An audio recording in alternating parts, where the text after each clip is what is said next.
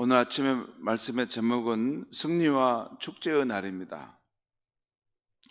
오늘 아침 말씀은 이전에 하만이 유다인을 멸절하려고 내린 조서와 새롭게 모르드게가 유대인들로 하여금 자유권을 행사하라고 내린 왕의 조서, 이 두 조서가 동시에 실행되는 날의 이야기입니다. 그러니까 그 당시에는 페르시아 왕의 시대에는 한번 왕의 어인이 찍힌 이 조서를 폐위할 수는 없었습니다.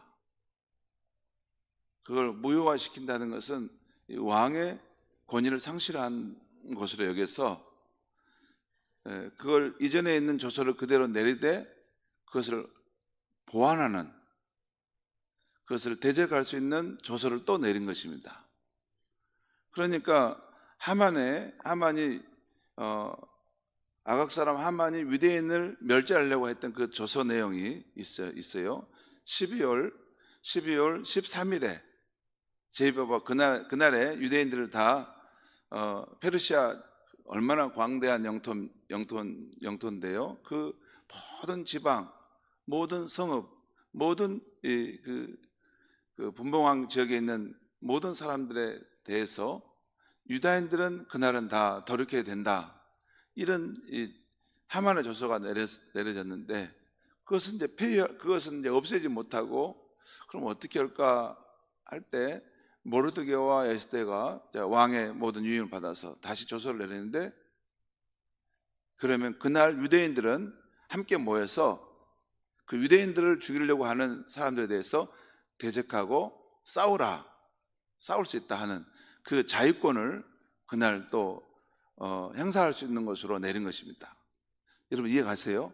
그러니까 그날 그 동일한 날에 하만에 의해서 내려진 조서의 내용과 또 모르드게에 의해서 내려진 조서의 내용을 이제 조서의 내용이 동시에 실행되고 있는 것이죠. 그런데 마치 그 구법이 신법을 이기지 못한다는 말이 있어요. 옛날의 법이 새로운 법을 이기지 못한다는 그 법조항의 그 철학이 있습니다. 그렇기 때문에 새로 내려진 이 모르드게의 그 조서가 더 힘이 있고 더 유효한 것이죠. 그러니까 페르시아 전역에 살고 있었던 여러 민족들이 있었는데 그들 가운데 아마 유대인들을 좀 싫어하는 사람들이 있었겠죠. 싫어하는 사람들이 있었을 것입니다. 뭐 독일 같은 경우는 그 2차 대전 때 정말 유대인들 싫어해서 600만 명을 학살하지 않았습니까? 아무튼 싫어하는 사람들은 그날 유대인들을 이렇게 몰살시키려고 계획을 잡고 쳤겠죠. 그런데 모르드게에 의해서 내려진 조서가 있었기 때문에 또 유대인들도 결집해서 그 대적을 막았던 것입니다. 더군다나 그 상황은 모르드게가 그 페르시아 나라의 총리가 되어 있는 상황이고 또 왕후가 유다인인 에스더였기 때문에 그 힘은 유대인들에게 더 힘이 주어졌겠죠. 지금 그런 상황입니다. 그 결과는 뭐 당연히 그 유다인들이 승리할 수밖에 없는 그런 형세죠. 그래서 각 지방에 사는 유다인들과 또 우리로 말 한양이죠. 이 왕의 도성인 수상궁에 살던 유다인들이 스스로 모여서 자유권을 행사하여 자신들을 죽이려 했던 사람들, 곧 하만의 10아들과 그 외 7만 5천 명을 대적하여 크게 승리했다는 것이 오늘 본문의 내용입니다. 자, 1절부터 4절까지 오늘 말씀을 제가 한번 읽겠습니다. 1절부터 4절까지. 아달월 곧 12째 달 13일에 아무튼 12월 13일이죠. 13일은 왕의 어명을 시행하게 된 날이라. 유다인의 대적들이 유다인을 제거하기를 바랐더니 유다인이 도리어 자기들을 미워하는 자들을 제거하게 된 그날에 유다인들이 아하스에로 왕의 각 지방 각 읍에 모여 자기들을 해하고자 한 자를 죽이려 하니 모든 민족이 그들을 유다인들을 두려워하여 능히 막을 자가 없고 각 지방 모든 지방관과 대신들과 총독들과 왕의 사물을 보는 자들이 모르드게를 두려워하여 다 유다인을 도우니. 모르드게가 여러분 공을 세워서 하만을 대신하여 이제 총리가 되지 않았습니까? 모르드게를 두려워하여 유다인들을 도왔다는 것입니다. 자, 이렇게 크게 승리하였지만 왕후 에스더는 수상궁에 사는 유다인들에 한하여 하루도 자유권을 행사할 기회를 왕에게 달라 하는 것이 나옵니다. 왜 하루도 이 수상궁에 사는 유다인들의 경우는 하루도 그 자유권을 더 유효하게 사용할 수 있도록 요청했는지는 거기까지는 제가 깊이 생각하고 않았어요. 무슨 아마 수상궁에는 그 이스라엘 사람들을 아주 미워하는 그런 세력들이 굉장히 강했는가 보죠. 그래서 하루 더 기회를 달라고 하는 것이 나오는데 이것이 13절 15절에 나와요. 제가 읽겠습니다. 13절 15절. 에스더가 이르되 왕이 만일 좋게 여기시면 수산에 사는 유대인들이 내일도 오늘 저수대로 행하게 하시고 하만의 10 아들의 시체를 나무에 매달게 하소서 하니 왕이 그대로 행하기를 허락하고 저소를 수산에 내리니.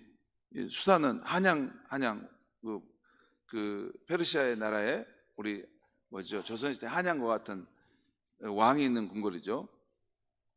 내리니 하만의 10 아들의 시체가 매달리니라. 아달월 14일에도 수산에 있는 유다인들이 모여 또 300명을 수산에서 도륙하되 그들의 재산에는 손을 대지 아니하였고. 그러니까 여러분 수산성 이외의 다른 지역에서는 12월 13일만 그 유대인들을 대적하는 무리들에 대해서 자위권을 발휘하도록 했는데 왕후 에스더의 간청에 있어서 그 왕이 그러면 수상궁궐에서는 하루 더 그 자위권을 발동할 수 있게 하라, 이 조치를 내렸다는 거예요. 여러분, 여기 오늘 본문에 지금 나와 있는데, 그래서 이 본문의 마지막에 보면 이런 겁니다. 그 페르시아의 다른 모든 지역은 12월 13일 날 그렇게 자위권을 행사에 승리하고 그 다음에 14일 날 안식이 있었다는 거예요. 근데 수상궁에만 경험하는 13일, 14일 날 이렇게 이런 자위권을 행사하고 15일 날 안식을 하게 되었다. 이것이 오늘 본문에 나와 있어요. 자, 아무튼 16절 말씀을 우리 같이 한번 읽겠습니다. 시작. 왕의 각 지방에 있는 다른 유다인들이 모여 스스로 생명을 보호하여 대적에게서 벗어나며 자기들을 미워하는 자 7만 5천 명을 도륙하되 그들의 재산에는 손을 대지 아니하였더라.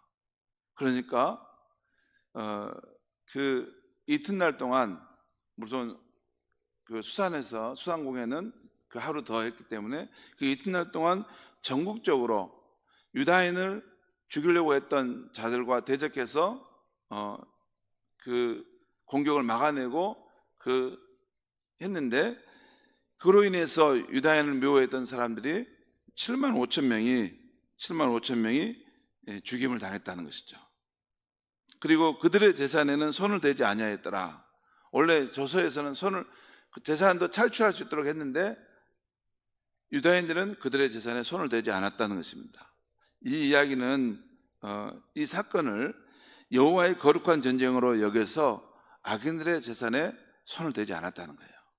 여러분, 그 구약에 보면 여리고성을 이렇게 승리했을 때 그걸 손대지 말라고 하지 않습니까?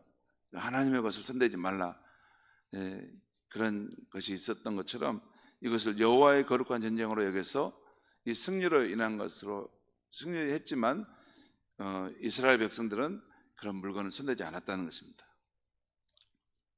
결국 아각 사람 하만의 악한 계략으로 하나님의 백성인 유다인이 멸절될 위기의 날이었는데 오히려 유대인들이 큰 승리와 위상이 높여지는 날이 되었다는 것이죠. 성도 여러분, 이 에스더의 이 이야기가 전개되는 이 상황을 아십니까? 에스더의 이야기가 전개되는 이 상황은 이렇습니다.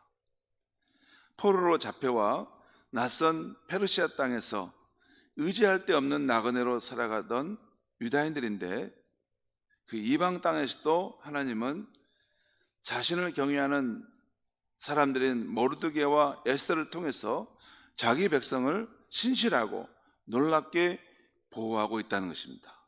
이것이 오늘 본문의 이야기예요. 포로로 잡혀와서 그 이방 땅에 살아가는데, 그 광활한 페르시아 땅에 흩어져 살아가는데 의지할 데가 없습니다. 자기 고국도 아니고 그 이방 땅에서 나그네로 살아가는데, 그 어려움을 당했을 때 하나님을 경외하는 사람들의 경우는 하나님께서 그들의 삶을 신실하고 놀랍게 보호하고 계시다는 것을 오늘 본문이 보여주고 있는 것이에요. 여러분, 오늘 본문에 지금 에스더 9장이잖아요. 여기 지금 계속 반전에 반전, 반전에 반전에서 마지막까지 왔는데, 지금 마지막 상황도 그 하만이 내린 그 조서가, 이미 하만은 죽었어요. 다 죽었음에도 불구하고 하만이 내린 조서가 그대로 유효해가지고 작동되는, 잘못하면 그 페르시아 전역에 흩어져 있는 유다인들이 다 멸절될 수 있는 마지막 상황에서, 지금 그 상황에서 유다인들이 하나님을 의지하여 믿음으로 싸워서 승리했다는 것이 오늘 본문의 이야기 아닙니까? 아슬아슬한 그런 위기에서의 구원을 지금 받고 있는 것을 보고 있습니다.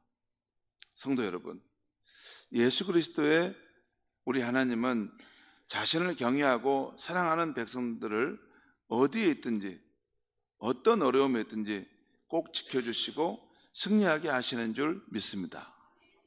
오늘 아침 말씀에 맞는 시편 103편의 말씀을 잠시 읽어드리겠습니다. 그냥 한번 들어보시기 바랍니다. 아버지가 자식을 긍휼히 여긴 같이 여호와께서는 자기를 경외하는 자를 긍휼히 여기시나니, 이는 그가 우리의 체질을 아시며 우리가 단지 먼지뿐임을 기억하심이로다. 인생은 그날이 풀과 같으며 그 영화가 들의 꽃과 같도다. 그것은 바람이 지나가면 없어지나니 그 있던 자리도 다시 알지 못하거니와, 여호와의 인자하심은 자기를 경외하는 자에게 영원부터 영원까지 이르며 그의 은은 자손의 자손에게 이르르니, 곧 그의 언약을 지키고 그의 법도를 기억하여 행하는 자에게로다. 여호와의 긍휼하심이 누구에게 있다고요? 그분을 경외하는 자에게.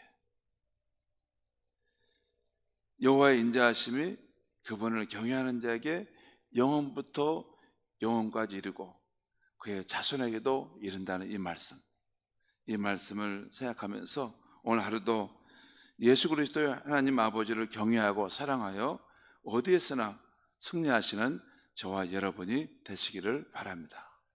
기도하겠습니다. 하나님 아버지, 오늘 이 아침에